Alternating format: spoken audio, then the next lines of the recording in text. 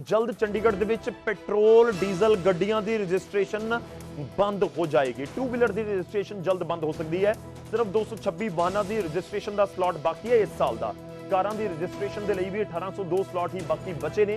Electrical vehicle policy लागू होने तो बाद प्रशासन का यह फैसला है। पेट्रोल और डीजल वाहनों के लिए रजिस्ट्रेशन के उत्ते कैपिंग की गई है। पूरा मामला की तुहानूं समझाइए। दरअसल चंडीगढ़ प्रशासन के वालों एक टारगेट रखा गया है कि आने वाले समय दे विच प्रदूषण घटे। इस दे लई टारगेट है कि ਵੱਧ ਤੋਂ ਵੱਧ ਇਲੈਕਟ੍ਰੀਕਲ ਗੱਡੀਆਂ ਟੂ ਵੀਲਰ ਦੀ ਰਜਿਸਟ੍ਰੇਸ਼ਨ ਕਰਵਾਈ ਜਾਵੇ। ਇਸ ਕਰਕੇ ਟਾਰਗੇਟ ਸੈੱਟ ਕੀਤਾ ਗਿਆ ਤੇ ਉਸ ਤੋਂ ਬਾਅਦ ਇਹ ਵੀ ਸੈੱਟ ਕੀਤਾ ਗਿਆ ਕਿ ਸਾਲ ਦਰ ਸਾਲ ਜਿਹੜੀ ਰਜਿਸਟ੍ਰੇਸ਼ਨ ਹੈ ਪੈਟਰੋਲ ਡੀਜ਼ਲ ਗੱਡੀਆਂ ਦੀ ਵਾਹਨਾਂ ਦੀ ਟੂ ਵੀਲਰ ਦੀ ਇਹ ਘਟਾਈ ਜਾਵੇਗੀ। ਤਾਂ ਉਸ ਨੂੰ ਟੀਚਾ ਰੱਖਦੇ ਹੋਏ ਫੈਸਲਾ ਲਿਆ ਗਿਆ। ਕਾਬਲੇ ਗੌਰ ਹੈ ਕਿ ਕੈਪਿੰਗ ਕੀਤੀ ਗਈ ਹੈ। ਕੈਪਿੰਗ ਦਾ ਮਤਲਬ ਇਹ ਹੈ ਕਿ ਪੂਰੇ ਸਾਲ ਦੇ ਵਿੱਚ ਇੱਕ ਤੈਅ ਨੰਬਰ ਤੱਕ ਹੀ ਟੂ ਵੀਲਰ ਤੇ ਫੋਰ ਵੀਲਰ ਦੀ ਰਜਿਸਟ੍ਰੇਸ਼ਨ ਹੋਵੇਗੀ। मौजूदा समय के करीब 12,000 टू व्हीलर की रजिस्ट्रेशन एक साल के हो सकती है। जी नवी पॉलिसी है चंडीगढ़ प्रशासन की 2022 जिसको लागू किया और ये जनवरी तो लैके दिसंबर तक साल काउंट होंगे।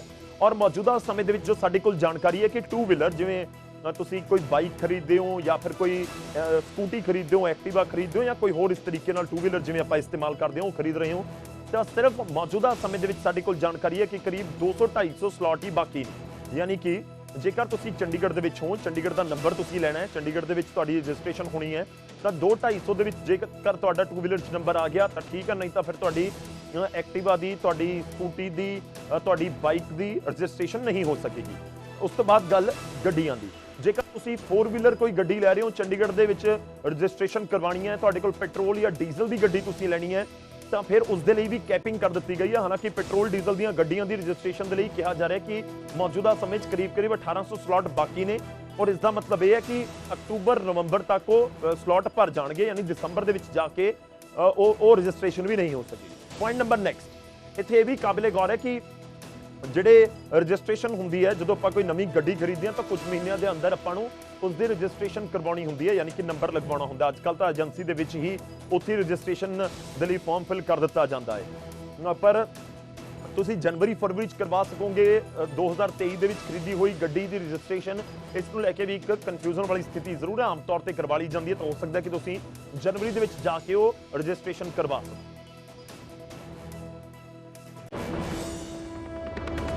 ऑटोमोबाइल डीलर्स की ये ब्लैक दिवाली हो। अगर ये फैसला गवर्नमेंट, चंडीगढ़ गवर्नमेंट, गवर्नर साहब के थ्रू, एडवाइजर साहब के थ्रू इसको नहीं चेंज करते, it will be A black Diwali for Chandigarh automobile dealers.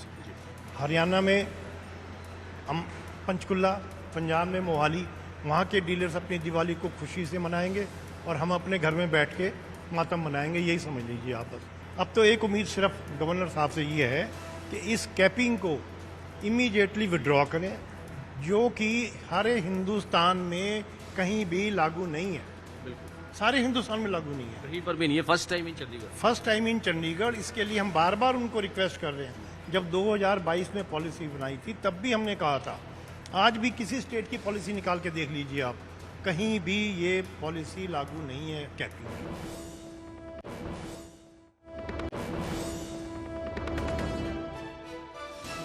ਤਾਂ ਖਾਸ ਤੌਰ ਤੇ ਜਿਹੜੇ ਟੂ ਵੀਲਰ ਵੇਚਣ ਵਾਲੇ ਨੇ, ਜਿਨ੍ਹਾਂ ਦੀ ਇੱਥੇ ਏਜੰਸੀਜ਼ ਨੇ, ਉਹਨਾਂ ਦੇ ਵੱਲੋਂ ਇਹ ਸਵਾਲ ਜ਼ਰੂਰ ਚੁੱਕੇ ਜਾ ਰਹੇ ਨੇ ਕਿ ਕਿਵੇਂ ਉਹਨਾਂ ਦਾ ਬਿਜ਼ਨਸ ਅੱਗੇ ਵਧੇਗਾ। ਖਾਸ ਤੌਰ ਤੇ ਅੱਗੇ ਫੈਸਟੀਵਲ ਸੀਜ਼ਨ ਹੈ, ਕਰੀਬ 15 ਤਰੀਕ ਤੋਂ ਨਵਰਾਤਰੇ ਸ਼ੁਰੂ ਹੋ ਜਾਣਗੇ ਔਰ ਵੱਡੀ ਗਿਣਤੀ ਅਜਿਹੇ ਲੋਕਾਂ ਦੀ ਹੁੰਦੀ ਹੈ ਜੋ ਨਵਰਾਤਰਿਆਂ ਦੇ ਮੌਕੇ ਜਾਂ ਦੀਵਾਲੀ ਦੁਸ਼ਹਿਰੇ ਦੇ ਮੌਕੇ ਉੱਤੇ ਨਵੀਂ ਕੋਈ ਵਹੀਕਲ, ਕਾਰ ਜਾਂ ਸਕੂਟਰ ਖਰੀਦਦੇ ਨੇ। ਦੇਖਣਾ ਹੋਏਗਾ ਕਿ ਚੰਡੀਗੜ੍ਹ ਪ੍ਰਸ਼ਾਸਨ ਇਸ ਦੇ ਉੱਤੇ ਕੀ ਫੈਸਲਾ ਲੈਂਦਾ ਹੈ।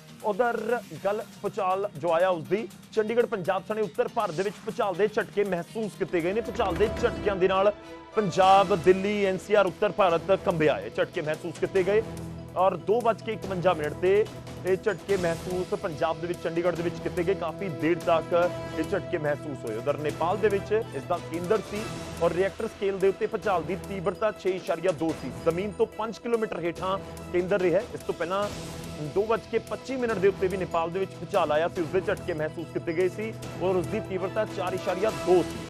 पर उस तो करीब अद्धे घंटे बाद दोबारा भूचाल के झटके महसूस किए जाते हैं और इस बार नेपाल दे विच जानकारी है कि उत्थे नुकसान भी होया। नेपाल दे विच जो भूचाल दा केंद्र सी और पहला करीब अद्धा घंटा पहला आया 4.2 तीव्रता के नाल, ते उस तो बाद 6.2 काफ़ी तेज़ हुंदा 6.2 का तीव्रता का भूचाल।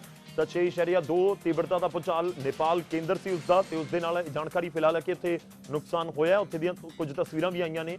ਉੱਤਰ ਭਾਰਤ ਦੇ ਵਿੱਚ ਵੀ ਭੂਚਾਲ ਦੇ ਝਟਕੇ ਮਹਿਸੂਸ ਕੀਤੇ ਗਏ ਨੇ। ਹਾਲਾਂਕਿ ਰਾਹਤ ਦੀ ਖਬਰ ਹੈ, ਇੱਥੇ ਕੋਈ ਕਿਸੇ ਤਰ੍ਹਾਂ ਦੇ ਨੁਕਸਾਨ ਦੀ ਖਬਰ ਨਹੀਂ ਆਈ।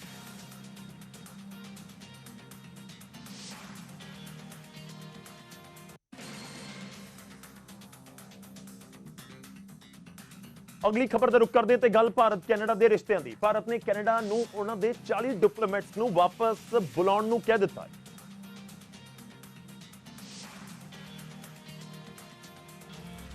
ਕੈਨੇਡਾ ਦੇ ਵਿੱਚ ਹਰਦੀਪ ਨਿੱਜਰ ਦੇ ਕਤਲ ਦੇ ਉੱਤੇ ਜਾਰੀ ਤਣਾਅ ਦੇ ਵਿਚਾਲੇ ਫੈਸਲਾ ਲਿਆ ਗਿਆ। ਇਹਨਾਂ ਡਿਪਲੋਮੈਟਸ ਨੂੰ ਭਾਰਤ ਛੱਡਣ ਦੇ ਲਈ 10 ਅਕਤੂਬਰ ਦੀ ਡੈਡਲਾਈਨ ਦਿੱਤੀ ਗਈ ਹੈ।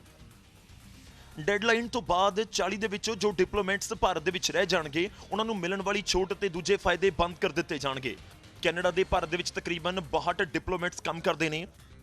हुए हमारे पंजाबी जो कनाडा के अंदर एक बहुत बड़ी संख्या में बैठे हैं, उनको किसी किस्म की तकलीफ ना हो, उनकी सुरक्षा, उनके हितों को ध्यान में रख के हर संभव प्रयास करेंगे। कनाडा के प्रधानमंत्री ट्रूडो ने 18 सितंबर ਨੂੰ ਭਾਰਤ ਸਰਕਾਰ ਦੇ ਉੱਤੇ ਖਾਲਿਸਤਾਨੀ ਦਹਿਸ਼ਤਗਰਦ ਨਿੱਜਰ ਦੇ ਕਤਲ ਦੇ ਵਿੱਚ ਸ਼ਾਮਲ ਹੋਣ ਦਾ ਇਲਜ਼ਾਮ ਲਗਾਇਆ ਸੀ, ਜਿਸ ਤੋਂ ਬਾਅਦ ਉਹਨਾਂ ਨੇ ਭਾਰਤ ਦੇ ਇੱਕ ਡਿਪਲੋਮੈਟ ਨੂੰ ਵੀ ਕੱਢ ਦਿੱਤਾ। ਕੈਨੇਡਾ ਦੇ ਇਸ ਐਕਸ਼ਨ ਦਾ ਜਵਾਬ ਦਿੰਦੇ ਹੋਏ ਭਾਰਤ ਨੇ ਵੀ ਉਹਨਾਂ ਦੇ ਇੱਕ ਡਿਪਲੋਮੈਟ ਨੂੰ ਦੇਸ਼ ਛੱਡਣ ਦੇ ਲਈ ਕਿਹਾ ਸੀ। ਇਸ ਤੋਂ ਬਾਅਦ ਭਾਰਤ ਨੇ ਕੈਨੇਡਾਈ ਨਾਗਰਿਕਾਂ ਦੇ ਲਈ ਜਾਰੀ ਵੀਜ਼ੇ ਦੇ ਉੱਤੇ ਵੀ ਰੋਕ ਲਗਾ ਦਿੱਤੀ ਸੀ। ਉਧਰ ਤਰਨਤਾਰਨ ਦੇ ਸਰਹੱਦੀ ਇਲਾਕੇ ਦੇ ਵਿੱਚ ਮੁੜ ਤੋਂ ਪਾਕਿਸਤਾਨੀ ਡਰੋਨ ਅਤੇ ਹੈਰੋਇਨ ਦੀ ਖੇਪ ਬਰਾਮਦ ਕੀਤੀ ਗਈ। ਬਾਰਡਰ ਆਪਰੇਸ਼ਨ ਪੋਸਟ ਕਲਸੀਆ ਦੇ ਉੱਤੇ ਬੀਐਸਐਫ ਨੇ ਪਾਕਿਸਤਾਨ ਦੇ ਵੱਲੋਂ ਡਰੋਨ ਦੀ ਆਵਾਜ਼ ਸੁਣੀ, ਜਿਸ ਤੋਂ ਬਾਅਦ ਬੀਐਸਐਫ ਨੇ ਪੰਜਾਬ ਪੁਲਿਸ ਦੇ ਨਾਲ ਮਿਲ ਕੇ ਇਲਾਕੇ ਦੇ ਵਿੱਚ ਸਰਚ ਆਪਰੇਸ਼ਨ ਚਲਾਇਆ ਤਾਂ ਖੇਤਾਂ ਦੇ ਵਿੱਚੋਂ 2 ਕਿਲੋ 518 ਗ੍ਰਾਮ ਹੈਰੋਇਨ ਅਤੇ ਇੱਕ ਡਰੋਨ ਬਰਾਮਦ ਕੀਤਾ ਗਿਆ। ਜਿਹੜਾ ਡੀਜੇ ਮੈਟ੍ਰਿਕਸ ਜਿਹੜਾ ਪਾਕਿਸਤਾਨ ਵੱਲੋਂ ਭੇਜਿਆ ਗਿਆ ਡਰੋਨ ਹੈ ਉਹ ਜਿਹੜਾ ਬਰਾਮਦ ਹੋ ਗਿਆ, ਜਿਹਦੇ ਨਾਲ ਹੀਰੋਇਨ ਵੀ ਲਮਕੀ ਹੋਈ ਸੀ, ਜਿਹਦਾ ਵਜਨ ਕਰਨ ਤੇ 2 ਕਿਲੋ 518 ਗ੍ਰਾਮ ਜਿਹੜੀ ਹੀਰੋਇਨ ਹੋਈ ਆ। ਵਿਦ ਪੈਕਿੰਗ ਮਟੀਰੀਅਲ ਹੈ ਜਿਹੜੀ 2 ਕਿਲੋ 738 ਗ੍ਰਾਮ ਹੀਰੋਇਨ ਰਿਕਵਰ ਹੋਈ ਹੈ। ਉਧਰ ਫਿਰੋਜ਼ਪੁਰ ਦੇ ਕਸਬਾ ਮਮਦੂੜ ਦੇ ਸਰਹੱਦੀ ਪਿੰਡ ਚੱਕ ਭੰਗੇਵਾਲਾ ਦੇ ਵਿੱਚ ਇੱਕ ਘਰ 'ਚ ਅਣਪਛਾਤਾ ਸ਼ਖਸ 3 ਪੈਕੇਟ ਸੁੱਟ ਗਿਆ। ਘਰ ਦੇ ਮਾਲਕ ਨੇ ਇਸ ਦੀ ਇਤਲਾਹ ਪੁਲਿਸ ਨੂੰ ਦਿੱਤੀ, ਜਿਸ ਤੋਂ ਬਾਅਦ ਪੁਲਿਸ ਨੇ ਇਹਨਾਂ ਪੈਕੇਟਸ ਨੂੰ ਕਬਜ਼ੇ ਦੇ ਵਿੱਚ ਲੈ ਲਿਆ। ਉਧਰ ਪੰਜਾਬ ਦੇ ਮੁੱਖ ਮੰਤਰੀ ਭਗਵੰਤ ਮਾਨ ਨੇ ਗਵਰਨਰ BL ਪੁਰੋਹਿਤ ਨੂੰ ਚਿੱਠੀ ਦਾ ਜਵਾਬ ਭੇਜਿਆ, ਜਿਸ ਦੇ ਵਿੱਚ ਜ਼ਿਕਰ 50,000 ਕਰੋੜ ਕਰਜ਼ੇ ਦਾ। ਇਸ ਵਿੱਚ 50,000 ਕਰੋੜ ਦੇ ਕਰਜ਼ੇ ਦਾ ਪੂਰਾ ਬਿਊਰਾ ਦਿੱਤਾ ਗਿਆ। ਇਸ ਚਿੱਠੀ ਦੇ ਵਿੱਚ ਸੀਐਮ ਭਗਵੰਤ ਮਾਨ ਨੇ ਦੱਸਿਆ ਕਿ 50,000 ਕਰੋੜ ਨਹੀਂ ਬਲਕਿ 47,000 ਕਰੋੜ ਦਾ ਕਰਜ਼ਾ ਲਿਆ ਗਿਆ ਹੈ, ਜਿਸ ਦੇ ਵਿੱਚ ਪੁਰਾਣੀ ਸਰਕਾਰਾਂ ਦੇ ਕਰਜ਼ ਦੇ ਬਦਲੇ ਕਰੀਬ 27,000 ਕਰੋੜ ਦਾ ਵਿਆਜ ਚੁਕਾਇਆ ਗਿਆ। ਇੱਕ ਪੈਸੇ ਦਾ ਹਿਸਾਬ ਦਿੰਦਾ ਜੀ। ਗਵਰਨਰ ਸਾਹਿਬ ਨੇ ਮੰਗਿਆ ਕਿ ਕਿੰਨੇ ਪੈਸੇ ਪੁਰਾਣੇ ਵਿਆਜ ਦੇ ਭਰ ਰਹੇ ਹਾਂ, ਕਿੰਨੇ ਨਾਲ ਅਸੀਂ ਪਨਬੱਸ ਨੂੰ ਬੇਲ ਆਊਟ ਕੀਤਾ, ਕਿੰਨੇ ਨਾਲ ਅਸੀਂ ਕਿਹੜੇ ਮਹਿਕਮਿਆਂ ਨੂੰ ਜਿਹੜਾ ਉਹ ਲੀਹ ਤੇ ਲਿਆਂਦਾ ਜਿਹੜੇ ਪਹਿਲਾਂ ਡੋਬ ਗਏ ਸੀ। ਇਹ ਸੀਐਮ ਨੇ ਦਾਅਵਾ ਕੀਤਾ ਕਿ ਗਵਰਨਰ ਨੂੰ ਪਾਈ ਦਾ ਹਿਸਾਬ ਦਿੱਤਾ ਗਿਆ ਹੈ, ਪਰ ਚੰਗਾ ਹੁੰਦਾ ਜੇਕਰ ਗਵਰਨਰ ਕਰਜ਼ਾ ਚੜਾਉਣ ਵਾਲਿਆਂ ਤੋਂ ਵੀ ਹਿਸਾਬ ਮੰਗ ਲੈਂਦੇ। ਕਿ ਰਾਜਪਾਲ ਸਾਹਿਬ ਨੇ ਉਹਨਾਂ ਨੂੰ ਕਿਉਂ ਨਹੀਂ ਪੁੱਛਿਆ ਉਦੋਂ ਕਿ ਕਿਉਂ ਨਹੀਂ ਤੁਸੀਂ ਮਤਲਬ ਕੰਮ ਕਰਾਉਂਦੇ? ਉਦੋਂ ਤਾਂ ਬੜੇ ਅਨਾਉਂਸਮੈਂਟਾਂ ਕਰਕੇ ਜਾਂਦੇ। ਸੋ 1-1 ਰੁਪਏ ਦਾ ਹਿਸਾਬ ਦੇਵਾਂਗੇ ਜੀ। ਮੈਨੂੰ ਖੁਸ਼ੀ ਹੈ ਗਵਰਨਰ ਸਾਹਿਬ ਨੇ ਮੇਰੇ ਤੋਂ ਹਿਸਾਬ ਮੰਗਿਆ, ਔਰ ਬੜਾ ਚੰਗਾ ਹੁੰਦਾ ਜੇ ਜਿਨ੍ਹਾਂ ਨੇ ਕਰਜ਼ਾ ਚਾੜਿਆ ਜੇ ਉਹਨਾਂ ਤੋਂ ਵੀ ਮੰਗ ਲੈਂਦੇ ਉਦੋਂ। ਸੀਐਮ ਨੇ 21 ਸਤੰਬਰ ਨੂੰ ਗਵਰਨਰ ਨੂੰ ਚਿੱਠੀ ਲਿਖ ਕੇ ਕੇਂਦਰ ਤੋਂ 5,637 ਕਰੋੜ ਦਾ ਆਰਡੀਐਫ ਰਿਲੀਜ਼ ਕਰਵਾਉਣ ਦੇ ਵਿੱਚ ਦਖਲ ਦੀ ਮੰਗ ਕੀਤੀ ਸੀ। ਇਸ ਦੇ ਜਵਾਬ ਦੇ ਵਿੱਚ 22 ਸਤੰਬਰ ਨੂੰ ਗਵਰਨਰ ਨੇ ਪੰਜਾਬ ਸਰਕਾਰ ਤੋਂ 50,000 ਕਰੋੜ ਦੇ ਖਰਚੇ ਦਾ ਹਿਸਾਬ ਮੰਗਿਆ ਸੀ।